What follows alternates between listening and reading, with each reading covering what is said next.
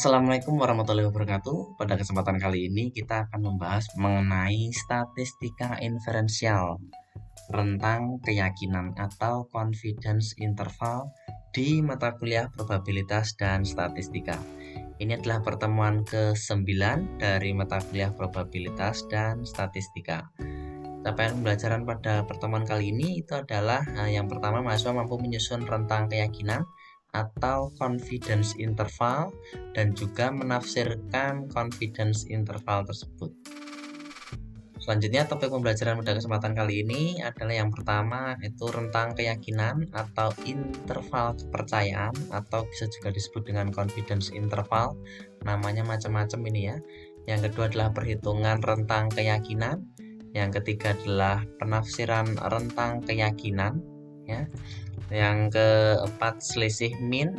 Yang kelima proporsi dan selisih proporsi. Referensi yang kita ambil masih sama dari Walpole, Cohen sama Huff ya. Yang utama adalah yang nomor 1 ini. Oke, selanjutnya di pertemuan ke-8 kemarin kita sudah pernah membahas mengenai populasi dan sampel. Ya, jadi bayangkan bahwasanya ini adalah keseluruhan dari populasi ya. Dari yang di sini ini adalah keseluruhan dari semua populasi. Dari keseluruhan populasi itu diambil sedikit satu bagian ini ya. Satu bagian ini yang akhirnya nanti menjadi sampel.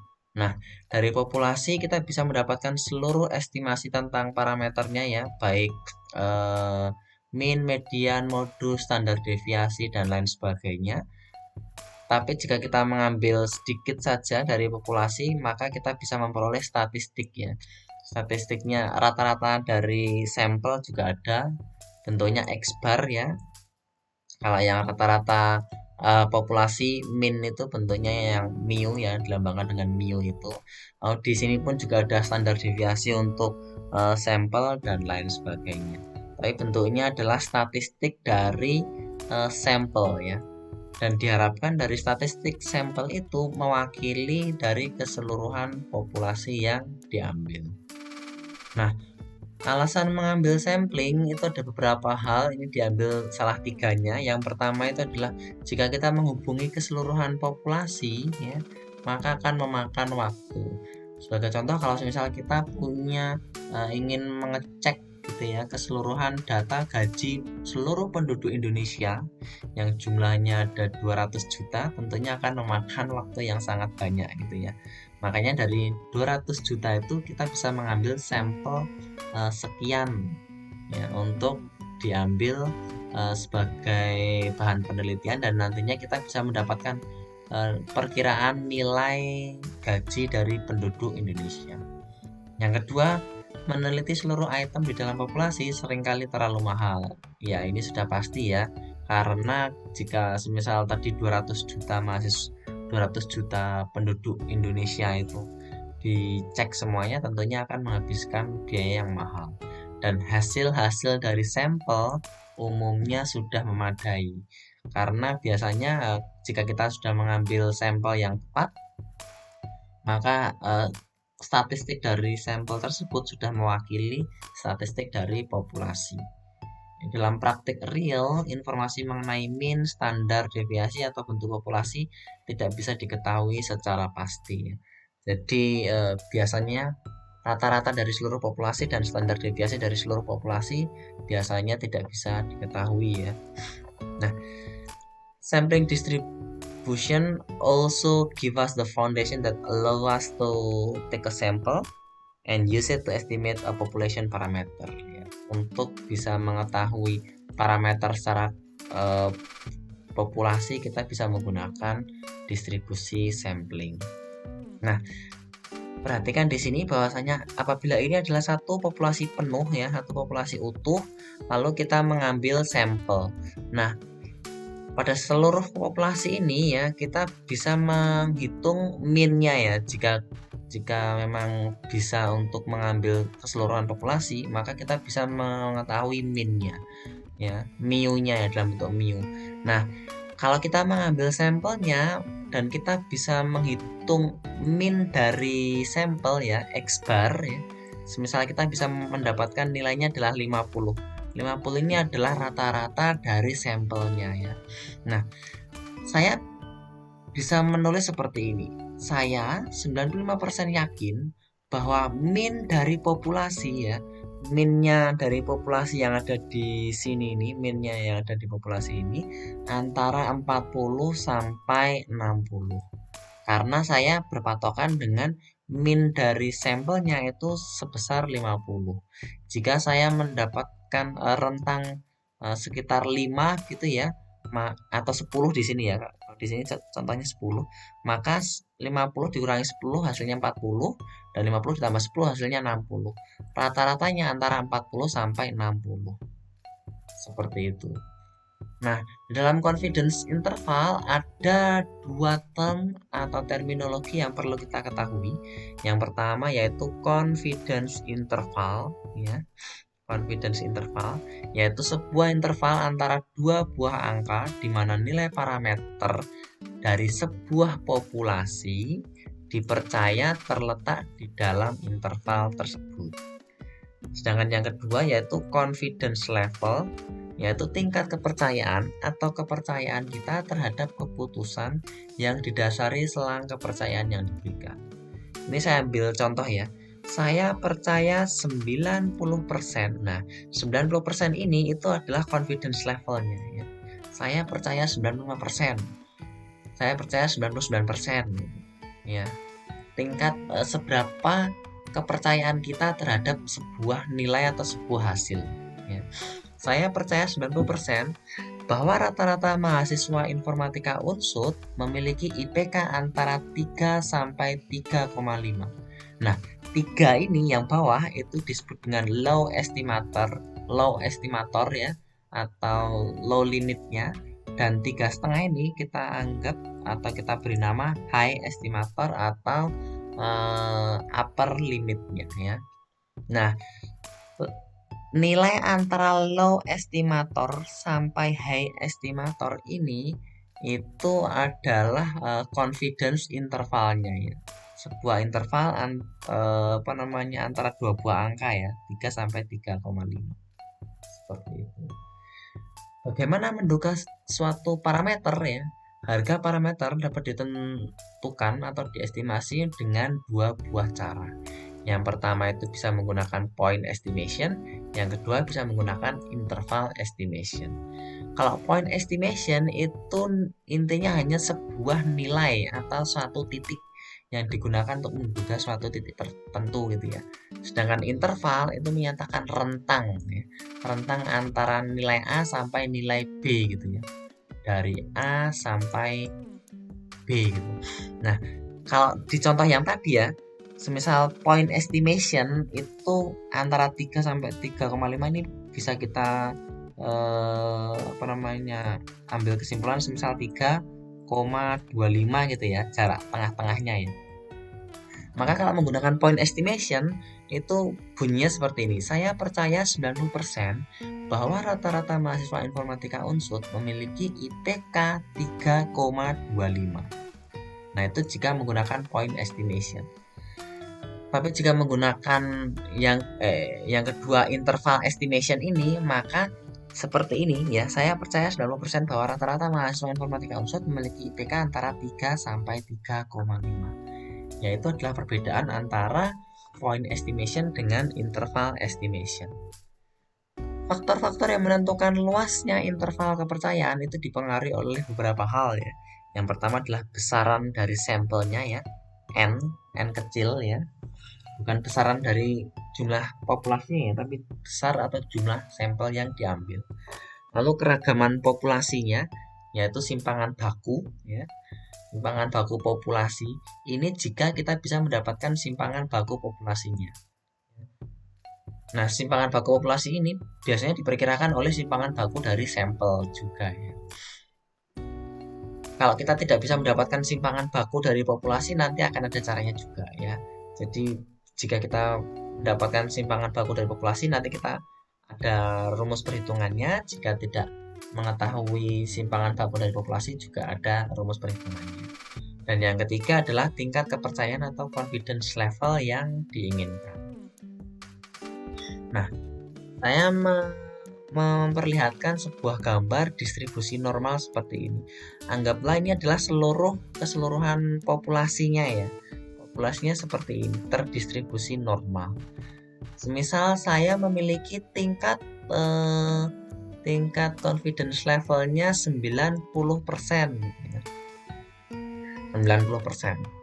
Nah, dari 90% ini kita bisa menentukan nilai alfanya ya. Ini confidence level ya, CL-nya. Confidence levelnya 90%. Maka kita bisa mengetahui nilai alfanya. Nilai alfanya itu adalah 1 dikurangi confidence level ya. Maka nilainya adalah 1 dikurangi 0,9 ya. 0,9. Maka nilai alfa ya, alfanya itu sama dengan 0,1. Ini adalah nilai alfanya. Nah, di distribusi normal ini kita bisa membagi menjadi 3 ya. Yang pertama ini biasa disebut dengan pencilan ya, pencilan bawah gitu ya. Yang di atas ini pencilan atas gitu ya. Sedangkan umumnya rata-rata data populasi itu ada di bagian tengah sini. Nah, luas yang ada di bagian tengah ini itu adalah 1 min alfa. Jadi kalau di sini ya berarti 1 dikurangi 0,1. Berapa nilainya? 0,9. Ya. Sedangkan yang di pencilan bawah dan pencilan atas itu terbagi menjadi dua bagian yang sama gitu ya. Jadi kalau ini disebut dengan luasnya alfa A, di sini alfa B, maka nilai alfa A ini itu adalah sisanya ya. Berarti sisanya berapa? 0,1 ya. Kan 1 dikurangi 0,9. Di sini 0,1 ya. 0,1 tapi dibagi 2 ya. Bagi 2. Kenapa dibagi 2? Karena ada pencilan bawah dan pencilan atas. Jadi yang di bawah ini 0,1 dibagi 2 sama dengan 0,05 ya, 0,05. Yang di pencilan atas juga sama. Di sini luasnya 0,05 ya. Seperti itu. Jadi ini di sini itu 0,05, di sini itu 0,9 dan yang di bagian atas itu 0,05 sehingga jika ditotal nilainya adalah 1. Seperti itu. Nah, untuk mendapatkan point estimation ini bisa menggunakan X bar ya, atau bisa menggunakan proporsi juga. Nanti kita akan coba lihat contohnya. Ini kalau populasi mu ya, mu berarti di sampel X bar ya. Proporsi itu P di sampel PS gitu ya. Varian ini apa, to kuadrat ya, ini S kuadrat. Simpangan baku ya to saja, simpangan bakunya sampel S saja, seperti itu. Nah, point estimation itu biasanya ada di tengah di sini nih. Nah, di tengah sini ya. Lalu lower confidence limit dengan upper confidence limit itu biasanya jaraknya sama ya. Nah, dari sini ke sini dan dari sini ke sini itu biasanya nilainya sama. Oh, di sini tadi 0,5 ya, di sini 0,5 gitu. Sama kayak tadi, semisal kita menentukan di sini IPK-nya antara 3 sampai 3,5, maka kita bisa menentukan kira-kira point estimate-nya berapa, 3,25 atau 3,26 gitu ya, sekitaran itu. Nah, ini point estimate, ini lower confidence limitnya, yang di sini upper confidence limitnya, dan di sini ini adalah rentang jarak confidence intervalnya ya. Ini rentang jarak confidence interval dari lower limit sampai upper limit. Rumus untuk rentang keyakinan atau confidence interval itu adalah point estimate-nya, plus minus critical value dikalikan dengan standar errornya ya. Ini kita akan nanti ada rumusnya masing-masing ini ya, di bagian sini ini rumusnya masing-masing. Nanti akan kita lihat rumus-rumusnya ya. Nah, confidence interval seperti yang saya bilang tadi, kita bisa menggunakan proporsi ya. Kita bisa menggunakan proporsi atau kita bisa menggunakan mean. Jika kita menggunakan mean, maka ada 2 kemungkinan juga ya. Jika tonya itu diketahui atau jika simpangan bakunya itu tidak diketahui. Jika simpangan bakunya tidak diketahui nanti juga terbagi menjadi dua ya. Jika jumlah sampelnya ya, sampelnya ya, itu lebih dari 30 atau kurang dari 30 nih. Kurang dari ini lebih besar sama dengan ini. Yang besar sama dengan 30 atau kalau yang di sini jika sampelnya kurang dari 30. Nah, ini masih sama dengan yang tadi rumusnya ya. Sekarang kita lihat di sini. Apabila distribusi X diketahui ya, distribusi ya, simpangan bakunya ya, seberapa dekat mu terhadap X ya. Jika kita ingin mengetahui probabilitas nilai sebenarnya dari mu, itu terletak antara X min C sampai X plus C. Perhatikan di sini, ini adalah nilai X-nya ya, atau point estimation-nya. Nah, nilainya itu adalah X min C sampai X plus C. Kalau 50% itu berarti kan kita bisa mengambil segini nih ya. Dari sini sampai sini. Kalau 90% kita bisa ngambil sini sampai sini. Kalau 100% ya berarti kita ngambil seluruh populasinya ya. 100% seluruh populasinya. Kalau kita ngambil 100% maka sama saja itu tidak ada gunanya ya. Kenapa tidak ada gunanya? Karena kita tidak mengambil sampel. Kita mengambil keseluruhan dari populasinya. Maka jika C dibuat lebih sempit dengan nilai C yang kecil, maka mu akan menjadi lebih tepat. Ya, seperti itu. Nah, langkah kerjanya itu ada 3 langkah ya. Yang pertama itu adalah tentukan probabilitas yang diinginkan ya. Meletakkan mu pada interval atau bisa kita sebut dengan berapa confidence levelnya ya.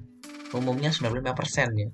Lalu hitung berapa luas interval jika kemungkinan confidence levelnya ya mengandung nilai sebenarnya. Itu jika 95% kan 0,95 ya. Nilai mu-nya itu antara confidence intervalnya yaitu dari X min C sampai X plus C.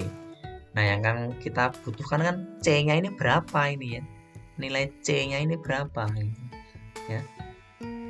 Lalu buat variabel acak atau Z ya, dimana Z ini itu sama dengan X min mu per akar dari simpangan baku kuadrat per N ya. Kalau akar dari simpangan baku kuadrat kan sama aja kayak simpangan baku kan ya. Simpangan baku nih. Nah, kalau ini per akar N berarti ini bisa kita naikkan ke atas jadi di sini ya. Akar N dikalikan dengan X min mu per simpangan bakunya. Dimana Z itu adalah distribusi normal ya. Kita menggunakan distribusi normal. Jika distribusi normal itu maka nilai minnya 0, variannya 1. Nilai persamaannya bisa menjadi seperti ini akhirnya ya. Nah, dari tabel dapat diketahui bahwasanya 0,95 itu nilai Z-nya itu adalah 1,96. Kita lihat dengan nilai Z tabel mana ya, nilai Z tabel. Nah, Z tabel ini ya. Tadi kan kita mendapatkan sebelumnya sebenarnya. Ini kan kita mau mendapatkan nilai 0,95 ya. 0,95 seperti yang tadi kita gambarkan di sini ya. Bentuknya seperti ini. Mana nih kita potong seperti ini ya. Nah, 0,95 itu ada di sini nih. Ini adalah 0,95-nya. Berarti nilai yang ada di sini, yang ada di sebelah kiri dan sebelah kanan ya, upper dan lowernya itu adalah 0,05 ya. 0,05 dibagi 2 ya. Berarti berapa? Ini dibagi 2 berarti 0,025 ya. 0,025. Jadi kalau 1 dikurangi 0,025 itu adalah 0,975. Nah, kita mencari nilai 0,975 itu. 0,975 ternyata letaknya ada di sini nih. Nah, 0,975. Untuk mengetahui nilai Z-nya itu kita bisa lihat dari sini nih. nilai Z-nya ternyata dia ada di 1,9 ya. Di sini kan 1,9. Ini saya kasih tanda apa ya? Nah, seperti ini aja ya. Ini kan ada di 1,9 ya. 1,9. Nah, di belakang koma yang kedua itu diambil dari yang dari atasnya sini. Jadi kalau di sini 0,06, maka di sini 1,96 ya. Kenapa nilainya 1,96? Ya, karena dia ada di antara 1,9 dan di belakang komanya itu ada di 6 ini. Jadi nilainya adalah 1,96. Itu adalah cara untuk mendapatkan nilai Z-nya ya. Nah, maka kita bisa mendapatkan nilai Z-nya itu adalah 1,96. Untuk confidence intervalnya itu dihitung dari X, ini X bar ini. X bar ya. Plus minus Z per bukan Z per ya, Z dikalikan simpangan baku per dan akar dari N gitu ya. Ini kalau menggunakan Z table tapi yang apa namanya setengah ya. Setengah itu kenapa setengah ya? Di sini kan 0,475 ya. Di sini 0,025. Di sini yang diambil setengah, yang di sini nilainya setengah. Ini kan ada Z table yang nilainya 1, yang ada Z table yang nilainya maksimal 0,5. Nah, ini yang menggunakan 0,5. Sama juga nilainya 1,96 ya, nilai Z table-nya. Kita ambil contoh. American Management Association ingin memiliki informasi rata-rata pendapatan manajer toko di industri eceran. Sampel acaknya adalah 256 manajer. Ya, menyatakan rata-rata sampelnya, rata-rata sampel berarti apa? X bar ya. X barnya adalah 45.420. Sedangkan standar deviasi populasi, wah ini populasi lah ya, standar deviasi populasi berarti gini ya, ya. Standar deviasi populasi adalah 2050. Berapa rata-rata populasi atau berapa confidence intervalnya ya. Nah, pada kasus ini kita tidak tahu ya, kita tidak tahu rata-ratanya berapa, kita hanya tahu rata-rata sampelnya itu sebesar $45.420. Dengan demikian, estimasi terbaik kita dari nilai populasi yang tidak diketahui adalah angka sampel yang sesuai. Jadi rata-rata sampelnya itu point estimationnya itu 45.420. Ya, ini point estimationnya, estimasi titiknya ya. Nah, rumusnya itu adalah X ya, X bar plus minus Z to per akar N, berarti 45.000 ya, 45.420 ya, plus minus Z-nya itu jika dengan tingkat kepercayaan 95% itu berarti 1,96 ya, 1,96 dikalikan dengan to-nya itu standar deviasi ya, 2050 ya, dikalikan dengan 2050 ya, per akar dari N. Akar dari N, akar dari 256 ya. Akar dari 256 itu kan 16 ya. Seperti ini. Kalau kita coba ya, kita jika coba mana tadi? Oke, 45.000 ya, 45.000. Oh, ini nanti saja ya. Kita ngitung yang di sini dulu ya, yang di bagian ini. Kita ngitung yang di bagian ininya dulu untuk mendapatkan C-nya ya. 1,96 kita kalikan dengan 2050 ya. Terus kita bagi dengan akar dari 256. Akar dari 256 itu adalah 16 ya. Kita bagi dengan 16. Sama dengan 251125. Ya, 251125 itu adalah nilai C-nya. Maka nilai confidence intervalnya itu adalah 45.420 ya, dikurangi 251 ya. Ini kita coba kita bulatkan saja ya, 251 ya. 45420 kita kurangi dengan 251 sama dengan 45169 ya. Ini nilainya itu adalah 45169 sampai berapa? 45420 ditambahkan dengan 251 sama dengan 45671 ya. Jadi nilainya confidence intervalnya itu adalah 45169 sampai 45671. Jadi kita bisa memperkirakan nih, saya yakin 95% ya, saya yakin 95% bahwa nilai rata-rata populasinya ya, nilai rata-rata populasinya itu adalah antara 45.169 dolar sampai 45.671 dolar.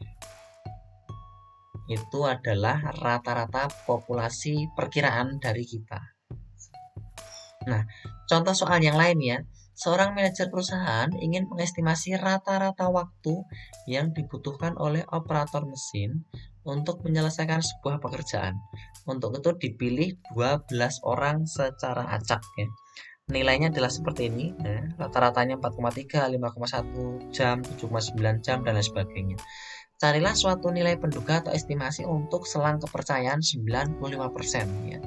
Jika 95%, maka kita bisa menghitung alfanya itu adalah 1 dikurangi 0,95 ya. Jadi nilainya adalah 0,05. Itu adalah nilai alfanya. Nah, kita bisa menghitung dengan cara yang seperti tadi, atau kita bisa juga menggunakan Excel ya. Ini saya akan coba praktekkan menggunakan Excel. Ini adalah nilainya tadi ya. Seperti ini, nilai jumlah datanya ada 12 ya. Kita akan menghitung rata-rata sampelnya ya. Untuk menghitung rata-rata sampelnya kita menggunakan sama dengan average. Average ini ya. Average dari data yang atas sampai data yang bawah. Kita kurung tutup seperti ini. Maka kita bisa mendapatkan average-nya atau rata-ratanya, rata-rata sampelnya atau X-bar-nya itu 5,14167. Lalu kita akan mencoba mencari standar deviasi dari sampelnya ya. Karena tadi kita kan tidak mengetahui standar deviasi dari populasinya ya. Kita bisa memperkirakan standar deviasi populasinya dari standar deviasi sampel. Untuk itu kita bisa menggunakan STDEV ya.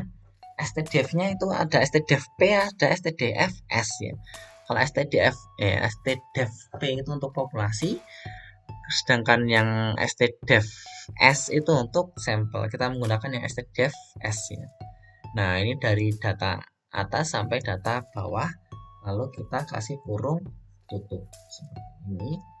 Kita enter, ini adalah nilai standar deviasinya. Nah, confidence intervalnya kita bisa menggunakan fungsi di dalam Excel yang namanya confidence norm ya, ini confidence norm. Nah, confidence norm ini punya 3 buah parameter ya. Yang pertama alpha. Alfanya tadi kita bisa mengetahui 0,05 ya, 0,05. Kita bisa dapat dari mana 0,05? 1 dikurangi tingkat kepercayaan 95%, yaitu 1 dikurangi 0,95, hasilnya adalah 0,05. Lalu standar deviasinya kita ambil dari sini ya. Ini titik koma dulu, lalu standar deviasinya kita ambil dari sini. Dan yang terakhir itu adalah size-nya. Size-nya berapa? 12. Kita ambil dari sini saja ya. Seperti ini. Lalu kita kurung tutup. Kita enter, hasilnya adalah 0,647112. Lower estimatornya atau lower limitnya itu sama dengan rata-rata dikurangi dengan confidence intervalnya atau C-nya ya. Maka nilainya sekian. Upper estimatornya itu berarti nilai dari rata-rata X-bar ya, ditambahkan dengan nilai dari C-nya sama dengan sekian. Maka kita bisa menduga bahwasanya rata-rata waktu yang dibutuhkan oleh pegawai itu adalah 4,494 jam sampai 5,78 jam dengan tingkat kepercayaan 95%. Ya, jika kita menggunakan rumus yang tadi ya, rumus yang ini ya, sama ya, X bar plus minus Z-nya berarti Z dikalikan dengan simpangan baku per akar N. Berarti kita hitung sama dengan Z-nya 1,96 ya, dikalikan dengan standar deviasinya ini, lalu dibagi dengan akar dari 12 ya. Akar dari 12 berarti SQRT ya. SQRT dari 12. Kita kurung tutup, hasilnya adalah ini ya. Ini adalah nilai dari C-nya, confidence intervalnya ya. Ya agak sedikit berbeda sedikit ya ini ya. Tapi kalau bulatkan nilainya jadi sama ya, 0,6471. Jadi menggunakan Excel ataupun menggunakan perhitungan itu sama saja hasilnya ya. Menggunakan ini ya perhitungan menggunakan Excel. Untuk rata-rata kita bisa menggunakan function average, standar deviasi kita bisa menggunakan STDFS, confidence intervalnya kita bisa menggunakan confidence norm. Power estimatornya adalah rata-rata dikurangi interval nilai C-nya tadi. Upper estimatornya itu rata-rata ditambahkan dengan nilai C-nya. Nah, estimasi CI untuk mu yang simpangan bakunya tidak diketahui itu kita bisa menggunakan T-distribution ya.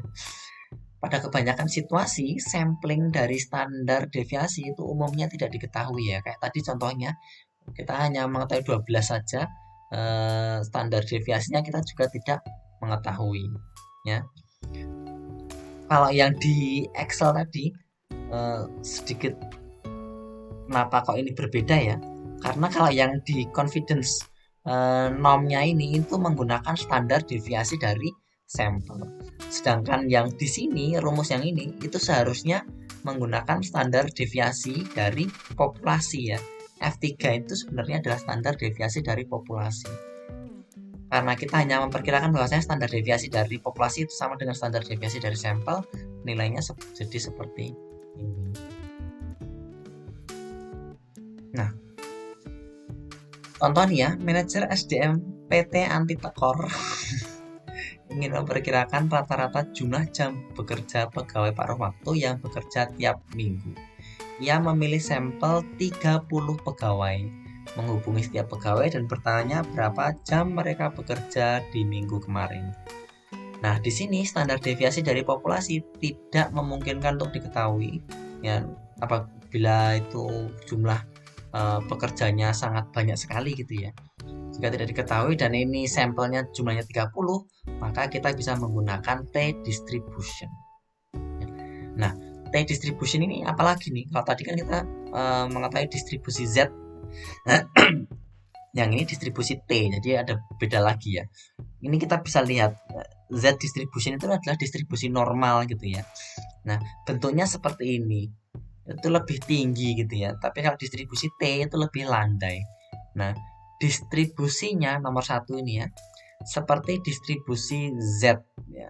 Jadi sama seperti distribusi Z, merupakan distribusi kontinu. Distribusinya juga seperti distribusi Z, berbentuk lonceng dan simetris. Jadi gini, ini juga sama berbentuk T-nya ini ya. Sama ini. Yang dari sini ini ya sampai yang di sini. Lonceng dan simetris. Tidak hanya ada satu distribusi T, tetapi juga serumpun dengan distribusi T. Seluruh distribusi T memiliki rata-rata 0 ya, sama dengan Z. Tetapi standar deviasinya berbeda-beda sesuai dengan ukuran sampel M ya. Jadi nilai standar deviasinya itu akan berbeda-beda sesuai dengan jumlah sampelnya. Saya akan perlihatkan T-table-nya seperti ini. Nah, ini itu adalah jumlah populasinya yang di sebelah kiri ya, 1, 2, 3, 4, 5, 6, 7 sampai 100.000 gitu ya. Lalu Z-nya itu kita bisa lihat di sini confidence levelnya untuk 95% tadi ya. 95% itu nilainya Z-nya itu 1,96 ya. Nah, kita bisa mengecek di sini berapa populasi yang kita inginkan gitu ya. Jika 30 maka populasinya atau nilai nilai T-table-nya itu ya. Untuk yang 30-an di sini nih. Kita kasih tanda ya 30. Adalah 30 itu kita kasih tanda di sini. Harusnya kan di sini ya, tapi apa namanya, kalau untuk mendapatkan nilai T table-nya itu jumlah populasi dikurangi satu, berarti ada di atasnya di sini. 2,045 itu adalah nilai T table untuk populasi 30 ya. Jadi berbeda dengan Z table tadi. Kalau Z table itu yang apa namanya, perpotongan antara baris dengan kolom. Kalau yang T table perpotongan antara baris dengan kolom tapi naik satu satu satu apa ini? Satu populasi ya. Berarti populasinya min 1. Distribusi T lebih tersebar ya, lebih landai ya, dan lebih landai di tengah daripada distribusi normal baku. Namun semakin ukuran sampel bertambah ya, maka distribusi T mendekati distribusi normal baku. Karena kesalahan dalam penggunaan S untuk memperkirakan TO menurun dengan sampel yang lebih banyak. Jadi kalau semakin banyak jumlah sampelnya, itu nilainya itu akan semakin menyamai distribusi normal ya.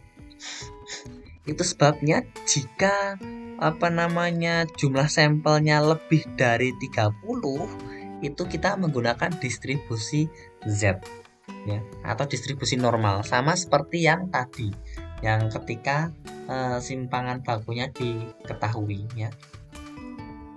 Jika standar deviasinya diketahui ya. Kalau standar deviasinya tidak diketahui dan jumlah sampelnya kurang dari 30, maka kita bisa menggunakan distribusi T ya. Rumusnya seperti ini. Kalau distribusi normal, distribusi Z tadi, maka X plus minus Z dikalikan dengan TO per akar M. Ini yang tadi kita pergunakan ya. Kalau distribusi T itu X bar plus minus T S per akar M ya. S itu apa namanya, standar deviasi ya. Nah, ini kapan menentukan estimasi dengan distribusi Z atau distribusi T ya. Jadi asumsikan populasinya itu adalah distribusi normal. Apakah standar deviasinya itu diketahui ya. Jika diketahui, maka gunakan Z distribution ya. Jika tidak diketahui, maka kita cek dulu jumlah sampelnya. Jika jumlah sampelnya lebih dari 30, maka kita masih sama menggunakan Z distribution. Jadi sama dengan yang di sini gitu ya. Tapi jika kurang dari 30, maka kita menggunakan T distribution. Nah, kita ambil contoh ya. Pabrik ban ingin menyelidiki tebal jejak ban-ban produksinya. Sampelnya itu ada 10. Nah, ini hanya 10 nih ya. Sampelnya hanya 10 ban yang menempuh 50.000 mil. Kalau sampelnya kurang dari 10, maka kita menggunakan T ya. T table ya. Sampelnya adalah 10 ban yang menempuh 50.000 mil. Menyatakan rata-rata sampelnya itu 0,32. Dan 0,32 ini berarti apa? X bar. Dengan standar deviasi 0,09. 0,09 ini apa? S ya. Standar deviasi dari sampel, bukan TO ya. Kalau TO kan standar deviasi dari populasi. Gunakan interval kepercayaan 95% ya. 95% untuk rata-rata populasi. Apakah tepat bagi pabrik untuk menyimpulkan bahwa setelah 50.000 mil rata-rata populasinya itu adalah 0,03 inci ya. Kita cek nih. N-nya itu adalah 10 ya, jumlah sampelnya. X bar-nya 0,32. Dan standar deviasi dari sampelnya itu adalah 0,09. Interval kepercayaan apa namanya, levelnya 95% ya. Hitung CI menggunakan T distribution-nya. Kenapa T distribution? Karena TO-nya tidak diketahui, simpangan baku dari populasinya tidak diketahui, dan jumlah sampelnya kurang dari 10. Maka kita menggunakan rumus ini ya. X bar plus T table-nya dikalikan dengan S per akar M. Tapi T table-nya itu menggunakan yang N-1. N-1. Ini alfa per 2 sama seperti tadi ya. Kalau ini dilihat dari T table-nya, mana tadi? Oh, yang ini. Nah, T table ini kan ada yang one tail, ada yang two tail gitu ya. Kalau yang 95% itu kan two tailnya 0,025, one tailnya 0,025, two tailnya dua dua dua pencilan kiri dan kanannya itu 0,05 jika dijumlahkan seperti itu ya. Lalu kita hitung gitu ya, x bar plus t-nya kalikan dengan s per akar n ya. T-nya ini berarti 0,5 ya, dibagi 2, dan n-nya itu 10 min 1 ya, yang ke-9. Kalau kita cek di t-tabelnya yang ke-9, ya, yang di sini nih ya, 2,262. Nah, ini kita berikan tanda ya. Bukan di yang ke-10 ya, bukan yang di bagian 10 sini ya, tapi di bagian yang 9 karena minus 1. Oke, kembali lagi ke sini berarti 2,262 ya. Ini 2,262 dikalikan dengan standar deviasi dari sampelnya 0,09 per akar dari 10. Ini 0,32 plus minus 0,064. Hasilnya adalah 0,256 dan 0,384. Jadi manufakturer itu percaya 95% bahwasanya rata-rata dari ban tadi ya itu adalah 0,256 dan 0,384. Jadi kalau kesimpulannya adalah apakah 0,03, salah berarti ya.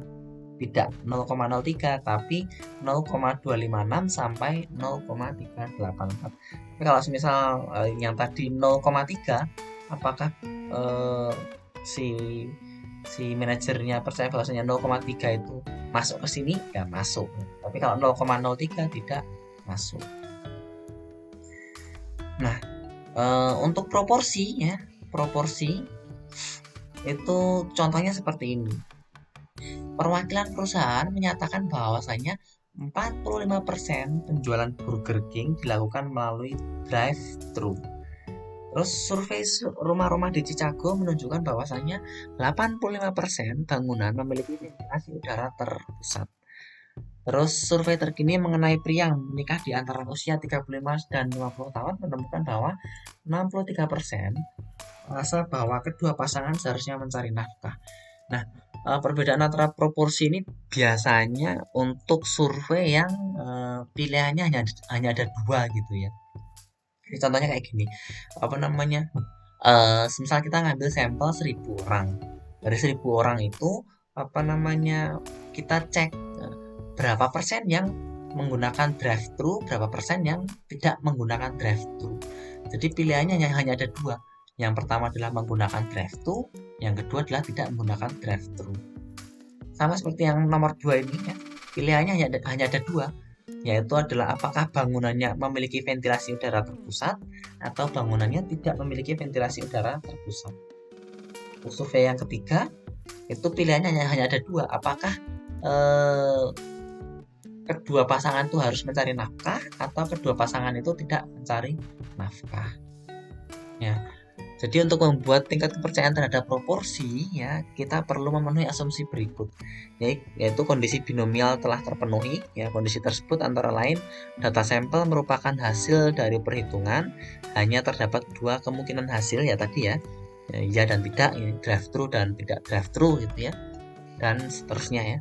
Probabilitas keberhasilan tetap sama dari satu percobaan ke percobaan berikutnya. Ya, tentunya harus seperti itu. Percobaan-percobaan saling bebas. Ini berarti hasil pada satu percobaan tidak mempengaruhi hasil percobaan lainnya. Nilai N seharusnya lebih besar atau sama dengan 5 ya. Lebih besar dari 5 ya. Sehingga kita bisa menggunakan distribusi normal baku atau Z ya. Nah, kalau sampel proporsi itu rumusnya seperti ini ya. P sama dengan X per N. Ini apa namanya, kalau di point estimation tadi X-nya itu ya, X bar-nya gitu ya.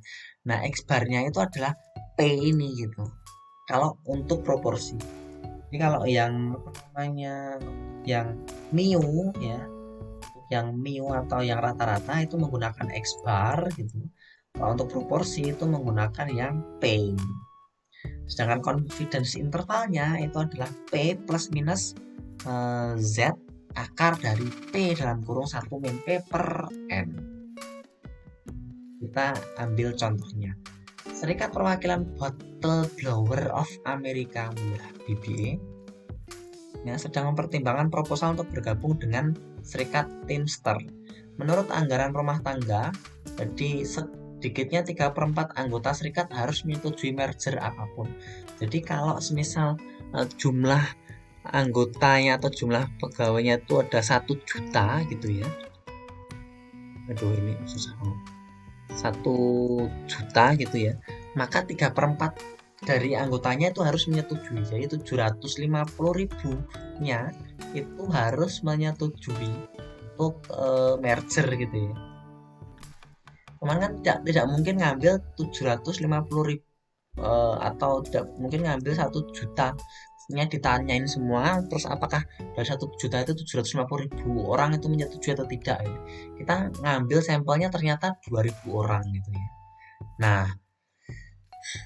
dari sampel 2.000 anggota itu ternyata 1.600 diantaranya itu menyetujui proposal merger. Berapa estimasi proporsi dan populasinya? Gunakan interval 95%. Kita ambil contoh atau kita lakukan perhitungannya ya. P-nya itu adalah X per N ya. X-nya tadi 1.600 per N-nya jumlah sampel yang diambil 2.000, berarti nilainya adalah 0,8. Ini adalah kayak semacam point estimation-nya tadi ya. Kayak semacam X bar-nya tadi. Tapi ini untuk yang proporsi.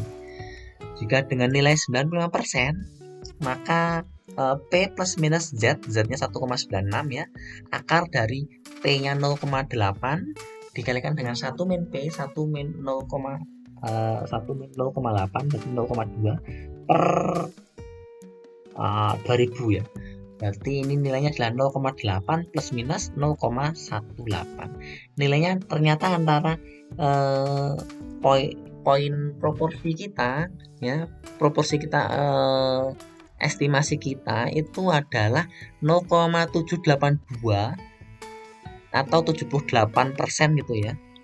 78% sampai 81% ya. Itu akan menyetujui merger. Padahal tadi syaratnya kan 3/4 anggota ya. 3/4 anggota itu berarti kan 75%.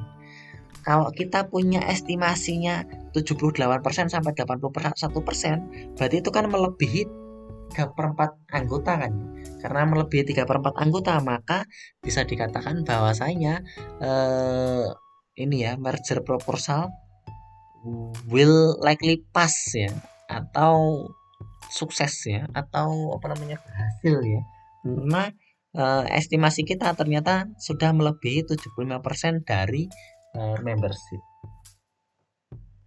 Nah, sekarang bagaimana cara menentukan ukuran sampel yang tepat gitu? Apakah 30, apakah 100, apakah 1000, apakah 2000, apakah berapa ratus ribu sampel gitu ya. Itu tergantung dari 3 faktor ini. Yang pertama adalah level of confidence ya. Berapa persen tadi yang persentase kita mau tingkat kepercayaannya berapa persen. Yang kedua adalah batas kesalahan atau margin errornya, dan juga variasi dari populasi yang diamati. Rumusnya adalah seperti ini ya. Jumlah sampelnya N adalah Z itu distribusi normalnya berapa persen dari level confidence-nya tadi, dikalikan dengan simpangan baku per E itu adalah batas errornya dikuadratkan ya. Ini kalau dari kalau yang ini yang biasa ya, jumlah N yang biasa ya. Kalau yang ini untuk yang proporsi. Yang proporsi itu P dikalikan 1 min P dalam kurung Z per E dikuadratkan. Sekarang kita ambil contoh. American Kennel Club itu ingin mengestimasi proporsi dari anak-anak yang memiliki anjing sebagai hewan peliharaannya. Jika klub ingin mengestimasi 3% dari proporsi populasi, berapa jumlah anak yang harus dihubungi atau berapa jumlah anak yang harus menjadi sampel gitu ya. asumsikan 95% dari level confidence-nya, dan kita ingin 30% 30% dari children itu punya anjing sebagai hewan peliharaan. Nah, N-nya itu adalah 0,3 ya. Karena 30% yang ada di sini ya. Dikali 0,7, 0,7 itu 1 min P yang ada di sini ya. Dikalikan dengan Z-nya itu 1,96 per 0,03 ya. 0,03 itu ini estimasi 3% ya, errornya berapa persen gitu ya.